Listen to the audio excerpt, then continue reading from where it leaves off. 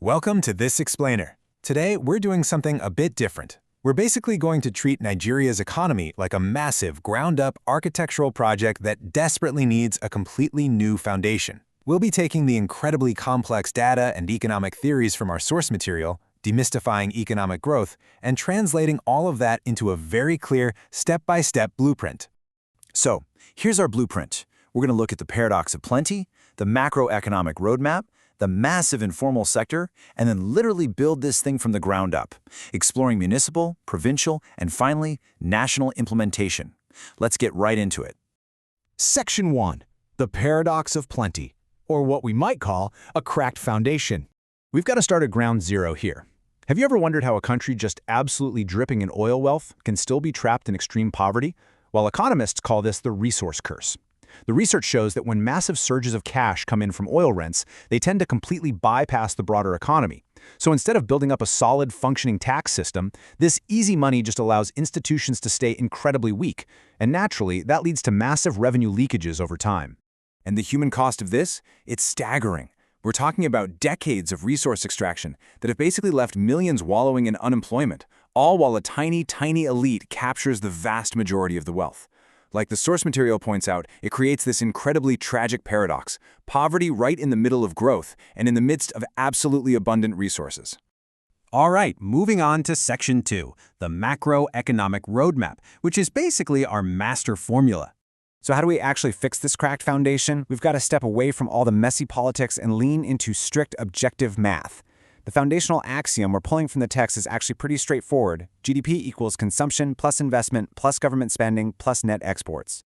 Literally every single step we talk about from here on out is precision designed to boost at least one of those four letters. And I want to be super clear here. We're not talking about nominal illusions, where growth only looks good on paper because of inflation. No, we need real GDP growth. Think of it kind of like your own household budget. If your income goes up, but a loaf of bread suddenly costs twice as much, you aren't actually any wealthier, right? We need tangible, real-world growth. Which brings us to Section 3, the informal sector, and this huge labor disconnect. Okay, before we can even think about implementing that master formula, we've got to face a massive hurdle. Just look at this split. A staggering 93% of the workforce in Africa's largest economy is currently trapped in the informal sector. 93%. That means they're either self-employed or working entirely off the books. And because of this exact setup, any GDP growth happening way up at the top, it completely bypasses the vast majority of everyday citizens.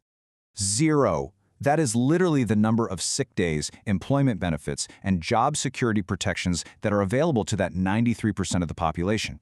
I mean, think about that for a second. We absolutely cannot boost real consumption and investment if the labor force is just totally unanchored like this. It's structurally impossible.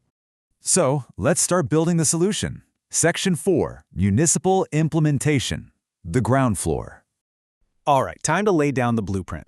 Down at the local, municipal level, the primary goal is to boost the G from our formula, government spending. And the secret weapon here? It's actually sustainable property taxes and public parking fees. If local governments can just collect these efficiently, they can instantly fund the basics: internal roads, local law enforcement, community libraries. And when you pair that with enforcing strict zoning laws, boom, you instantly streamline urban development and drastically improve the day-to-day quality of life for the community. Next up, Section 5, Provincial Implementation, or Scaling the Walls. As we climb up the ladder and start building the walls of this economy, the focus shifts to the state or provincial level. Here, states need to aggressively collect corporate and sales taxes to fund massive external infrastructure projects. And the ultimate prize at this level? A reliable energy grid.